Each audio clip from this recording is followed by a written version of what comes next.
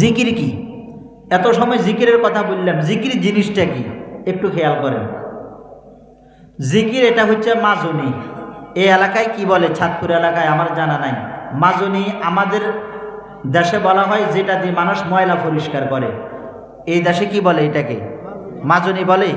মাজনি মানে যেটা দিয়ে মানুষ কি করে, ময়লা পরিষ্কার করে।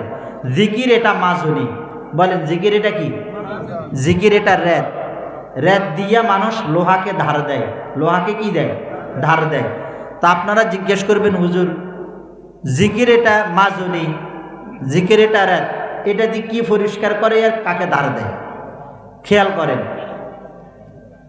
কোনো বস্তুর মধ্যে যখন ময়লা পড়ে যায় সে ময়লাগুলা যেমন মাজনি দিয়া দূর করে, যখন কোনো একটা লোহা বোতা হইয়া যায়, বোতা বলি যেটা আর কাজ করে না, এটাকে যখন রেত দিয়া ধার দেয় তখন এটা দিয়া কাজ করতে সহজ হয়, কাজ করা আরম্ভ করে। আমাদের কলবের মধ্যেও মাঝে মাঝে ময়লা পড়ে যায়, মরিচা পড়ে যায়, এটার ধার চলে যায়। ময়লা পড়ে গেলে তখন আল্লাহর থেকে বান্দার সম্পর্ক বিচ্ছিন্ন হয়ে যায়। যখন ধার চলে যায় তখন এবাদতের স্পৃহা কমে যায়। কথা বুঝছেন নি আমার ভাইরা, দোস্ত আবার কি পরিমাণ একজন মানুষের কলবের মধ্যে ময়লা পড়ে গেলে সেই ব্যক্তি আল্লাহর থেকে দূরে সরে যায়, সেই ব্যক্তির আর ইবাদতের স্পৃহা থাকে না। কি পরিমাণ ময়লা!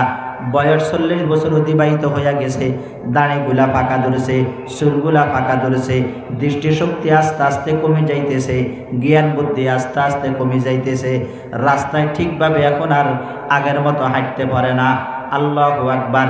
এরপরেও দেখা গেছে তার থেকে এমন কোনো গুনাহ নাই যেটা হয় না, হয়নি। এমন বৃদ্ধ ব্যক্তি গুনাহ করেনি। কেন এই ব্যক্তি গুনাহ করে? কারণ শৈশবে এবং যৌবনের মধ্যে গুনাহ করতে করতে তার কলবটাকে সেই ব্যক্তি ময়লা আবর্জনায় ভরাইয়া নিছে। এখন আর এই কলবের মধ্যে আল্লাহ পাকের স্মরণ হয় না, এই কলবের মধ্যে এখন আর রেত ব্যবহার হয় নাই। এই জন্য কলবেটা থেকে ইবাদতের স্পৃহা চলে গেছে। चेहल साले उम्र अजीज़त गुज़श्त, चेहल साले उम्र अजीज़त गुज़श्त, मिजाजे तो अज़हाल तफलीन गाश्त, हमा बा हवा हवा साकुती, दमे बा मसालिह नफरदा होती, मकुन तक यबर उम्र ना फायदार, माबाशे मनस बाजी रोज़गार, माबाशे मनस बाजी रोज़गार। शेख सादी रहमतुल्लाहि अलैहि बुझाइतेছেন, হে দুনিয়ার মানুষেরা, বয়স 40 বছর অতিবাহিত হয়ে গেছে, দাড়িগুলো পাকা ধরেছে, চুলগুলো পাকা ধরেছে, আস্তে আস্তে আমার শরীর দুর্বল হয়ে যাচ্ছে, আস্তে আস্তে আমি কবরের দিকে রওনা দিলাম। কিন্তু এখনো পর্যন্ত আমার থেকে বাল্যকালের অভ্যাসগুলো এখনো পর্যন্ত যায় নাই। যাবে কেমনে? বাল্যকালের মধ্যে যেমন আমি আমার নজরের হেফাজত করতে পারি নাই, আমার চক্ষু দিয়া যেমন ফরনারের দিকে তাকাইলাম, আমার হাত দিয়া যেমন চুরি করলাম, আল্লাহু আকবার, সর্বপ্রকারের গুনাহ এবং নাফরমানিতে লিপ্ত ছিলাম। এখন বয়স 40 বছর অতিবাহিত হয়ে গেছে, কবরের দিকে রওনা দিছি, এখনো পর্যন্ত আমি গুনাহ ছাড়তে পারি নাই। এখনো পর্যন্ত আমার দিলটাকে মসজিদের সাথে লাগাইতে পারি নাই, মাদ্রাসার সাথে লাগাইতে পারি নাই, ওলামা একরামের সাথে লাগাইতে পারি নাই। উজানি হুজুরের দরবারে যাইয়া উজানি হুজুরের হাতে আমি হাতটা দিতে পারি নাই, সর্বনাই হুজুরের হাতে হাতটা দিতে পারি নাই, হাটাজারিওয়ালাদের হাতে হাতটা দিতে পারি নাই। দুনিয়ার কোনো আহলুল্লাহ আল্লাহওয়ালাদের সাথে আমার কোনো সম্পর্ক নাই। কি কারণে নাই? কারণ আমার কলব এটা গুনাহ করতে করতে এত বেশি শক্ত হয়ে গেছে, এত বেশি ময়লা জমে গেছে, এখন আল্লাহ পাকের কথা আমার দিলে আর স্মরণ হয় না। হয়নি বলেন না? একেবারেই বৃদ্ধ হয়ে গেছে, এরপরেও ফরনারের দিকে চোখ যায়নি। এটা কিসের দোষ? এটা হচ্ছে কলবে যে ময়লা জমে গেছে। এখন এই ময়লাগুলো দূর করার উপায় কি? এই দূর করার জন্য জিকির নামক মাজনি ব্যবহার করতে হবে। আপনারা প্রশ্ন করবেন, হুজুর কলবের মধ্যে ময়লা কিভাবে বসে, কেন বসে ময়লা? হাদিস শরীফের মধ্যে আছে, ক্বালান নবী সাল্লাল্লাহু আলাইহি ওয়াসাল্লাম, লা তুকসিরুল কালাম বিগাইরি যিকরিল্লাহ। আল্লাহর নবী বলেন, হে আমার উম্মতেরা, তোমরা জিকির ছাড়া, আল্লাহ পাকের জিকির ছাড়া তোমরা বেশি কথা বলিও না। আমাদের সমাজের মধ্যে বহু মানুষ আছে বেশি কথা কয়। কি কয়? বেশি কথা বলে। কিছু নারীও আছে বেশি কথা বলে, একবার এক ঘরে, আরেকবার আরেকজনের ঘরে, একবার এই বাড়িতে, আরেকবার ওই বাড়িতে, এর কথা হের কাছে, হের কথা এর কাছে। বলেনি? বলেন না? সমাজের মধ্যে আসেনি? আমার ভাইরা, দোস্ত আহবাব, আল্লাহর নবী বলেন, লা তুকসিরুল কালামা বিগাইরি যিকরিল্লাহ। আল্লাহ নবী বলেন, হে আমার উম্মতেরা, তোমরা আল্লাহ পাকের জিকির ছাড়া বেশি কথা বলিও না। জিকির ছাড়া কি বলিও না বলেন না? বেশি কথা বলিও না। কেন? ফাইন্না কাসরাতাল কালামে বিগাইরি যিকরিল্লাহি কসওয়াতুল লিল কলব। আল্লাহ নবী বলেন, কারণ আল্লাহ পাকের জিকির ছাড়া বেশি কথা এটা মানুষের অন্তরটাকে শক্ত করে দেয়, মানুষের দিলটাকে শক্ত করে দেয়, মানুষের কলবটাকে শক্ত করে দেয়। বেশি কথা মানুষের দিলকে কি করে দেয়? এমন কথা যে কথায় দুনিয়ার কোনো উপকার নাই, আখিরাতে কোনো উপকার নাই, শুধু ক্ষতি ছাড়া। এমন অনর্থক কথা মানুষের দিলকে কি করে বলেন না? শক্ত করে দেয়। আল্লাহ পাক রব্বুল আলামিন কোরআনে কারীমের মধ্যে বলেন, ফাওয়াইলুল লিল কাসিয়াতি কুলুবুহুম মিন যিকরিল্লাহ। যে সমস্ত মানুষের কলবগুলা শক্ত হয়ে গেছে আল্লাহ পাকের জিকিরের ব্যাপারে। আল্লাহ পাকের জিকির মানে কি? ওই যে বয়ানের শুরুতে আপনাদেরকে বলছিলাম, জিকির মানে নামাজ। অর্থাৎ যে সমস্ত মানুষের কলবগুলা আল্লাহ পাকের জিকির অর্থাৎ নামাজের ব্যাপারে শক্ত হয়ে গেছে, নামাজ পড়তে তার মনে চায় না। আসেনি বলেন না?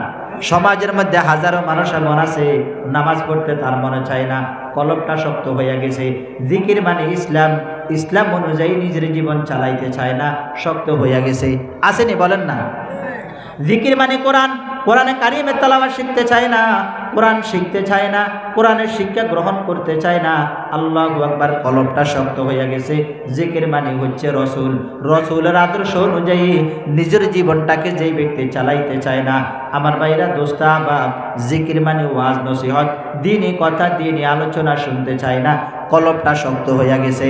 আল্লাহ পাক রব্বুল আলামিন বলেন, যে সমস্ত মানুষের কলবটা শক্ত হয়ে গেছে জিকিরের ব্যাপারে, এদের কপাল খারাপ। এদের কি খারাপ? কপাল খারাপ। যাদের কলব জিকিরের ব্যাপারে কি হয়ে গেছে? শক্ত হয়ে গেছে। আল্লাহ পাক বলেন, ফাওয়াইলুন, এদের কপাল খারাপ। সহজ তরজমা, এদের কি খারাপ? কপাল খারাপ। এরা দুর্ভাগা, এরা হতভাগা, এরা ধ্বংস। যাদের কলব আল্লাহর জিকিরের ব্যাপারে শক্ত হয়ে গেছে। জিকির মানে নামাজ, নামাজ পড়তে এখন আর মনে চায় না। জিকির মানে হচ্ছে ইসলাম, ইসলাম মোতাবেক নিজের জীবন চালাইতে চায় না। জিকির মানে রসুল, রসুলের আদর্শ অনুযায়ী নিজেকে চালাইতে চায় না। জিকির মানে দ্বীন, ইসলাম। জিকির মানে সুবহানাল্লাহ, আলহামদুলিল্লাহ। অর্থাৎ সর্বপ্রকারের জিকিরের ব্যাপারে যেই ব্যক্তির কলবটা শক্ত হয়ে গেছে, আল্লাহ পাক বলেন এদের কপাল খারাপ। এদের কি খারাপ? এদের কপালের মধ্যে এদের মুসিবত ঘুরে, বিপদ ঘুরে। কি ঘুরে? বিপদ ঘুরে। মৃত্যুর সাথে সাথে দুনিয়াতেও তারা শাস্তির মুখোমুখি হবে, কবরেও শাস্তির মুখোমুখি হবে, আখিরাতেও তারা শাস্তির মুখোমুখি হবে। এই জন্য কলব এটাকে নরম করার দরকার আসেনি বলেন? চাই কার কার কলম নরম আছে, শক্ত না? একটু হাত তুলি দেখান। আপনাদের সবার কলম নরম? মাশাআল্লাহ, আলহামদুলিল্লাহ। সবার কলম নরম আছে। শক্ত কার? কারো শক্ত নাই। খুব খেয়াল করে বুঝেন। আল্লাহ পাক রব্বুল আলামিন বলেন, ফাওয়াইলুল লিল কাসিয়াতি কুলুবুহুম মিন যিকরিল্লাহ। দুনিয়ার মধ্যে যে সমস্ত মানুষের কলবটা শক্ত হয়ে গেছে আল্লাহ পাকের জিকিরের ব্যাপারে, আল্লাহ পাক রব্বুল আলামিন বলেন এদের কপাল খারাপ, এদের কপালে দুর্ভাগা আছে, এরা হচ্ছে হতভাগা। এই জন্য কলবটা যে শক্ত হয়ে গেছে, আমাদের ইবাদত করতে মনে চায় না। বেশিরভাগ আমরা এই রুগী না?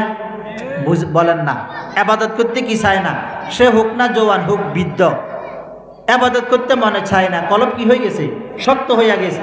এখন এই শক্ত কলবটাকে নরম করার জন্য, এই ময়লাওয়ালা মরিচাওয়ালা কলব এটাকে এখন পরিষ্কার করার জন্য, কলবের ভিতরে যেহেতু ইবাদতের স্পৃহা নাই, এখন এই স্পৃহাটাকে উঠানোর জন্য এখন আমাদের করণীয় কি? কি করতে হবে?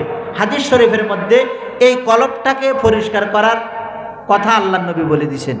ক্বালা রাসূলুল্লাহ সাল্লাল্লাহু আলাইহি ওয়াসাল্লাম, লিকুল্লি শাইইন সিকালাতুন ওয়া সিকালাতুল কুলুবি যিকরুল্লাহ।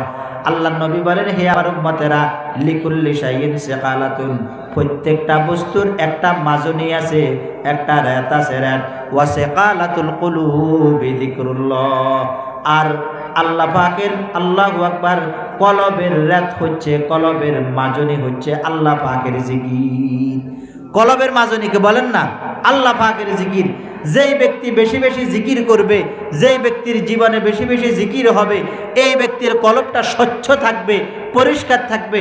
আর পরিষ্কার কলবওয়ালা ব্যক্তির সাথে আল্লাহর সাথে সুসম্পর্ক হবে। সুবহানাল্লাহ বলেন না? এই জন্য কলব এটাকে পরিষ্কার করার দরকার আছে নি, বলেন না?